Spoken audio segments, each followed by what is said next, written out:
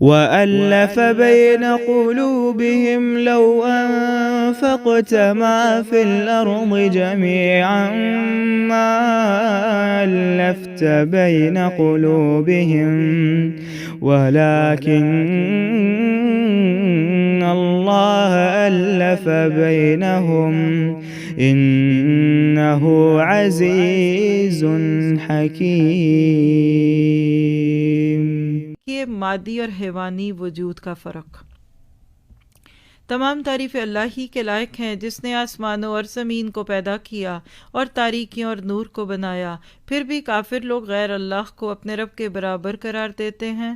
وہ ایسا ہے جس نے تم کو مٹی سے بنایا، پھر ایک وقت معین طے کیا اور دوسرا معین وقت خاص اللہ کے نزدیک ہے، یعنی تمہاری موت کا وقت۔ وہ اللہ نے نہیں کسی کو بتایا، پھر بھی تم شک کرتے ہو۔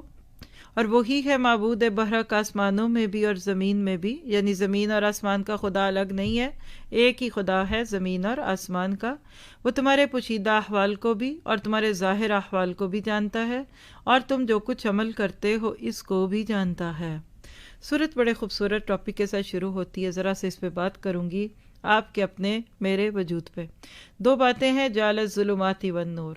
اگر اس کی ایک سطحی سی بات سمجھی جائے تو اندھیرے اور روشنی کا فرق تو سبھی کو پتہ ہے، لیکن چونکہ اس میں آگے شرک کی بات ہے تو انسان کے وجود کا تذکرہ ہے۔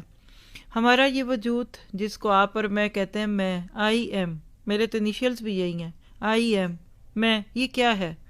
یہ آپ کا میرا یہ جسم نہیں ہے، یہ ہماری روح ہے۔ لکھیے انسان کا وجود دو چیزوں سے مل کر بنا ہے، ایک وہ جس کو ہم جسم کہتے ہیں، مٹی کا، جو آپ کا مجھے آپ کا کسی حد تک دکھتا ہے۔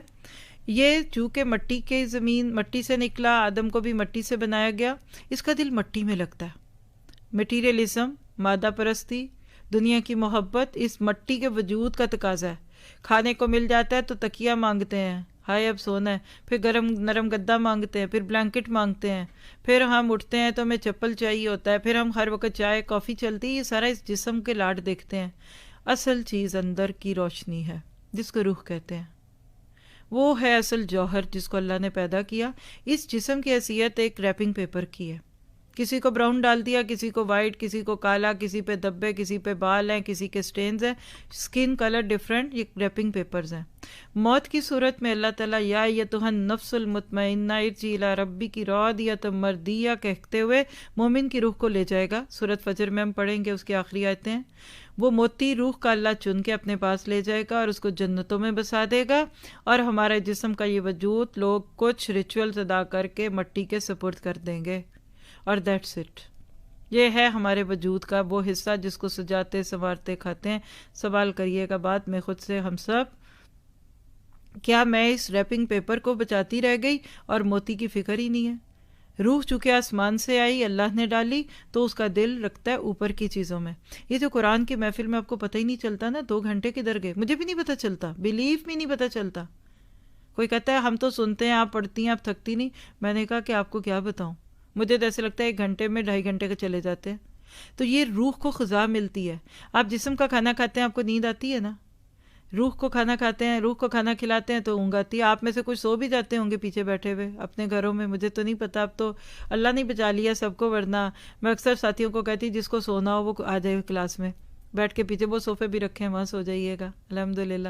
ہاں، لیکن یہ جو سکون ملتا ہے نا، اطمینان، یہ وہی بات جو پہلی آیت ہے کہ رونا آتا ہے، وَإِذَا سَمِعُوا مَا أُنزِلَ، یہ وہ روح کو کھانا ملتا ہے۔ تو اب آپ کا میرا سوال اپنے آپ سے یہ ہونا چاہیے ان ساری باتوں کو سننے کے بعد کہ پھر مجھے اپنی روح کی زیادہ فکر ہے یا پھر اپنے بدن کی؟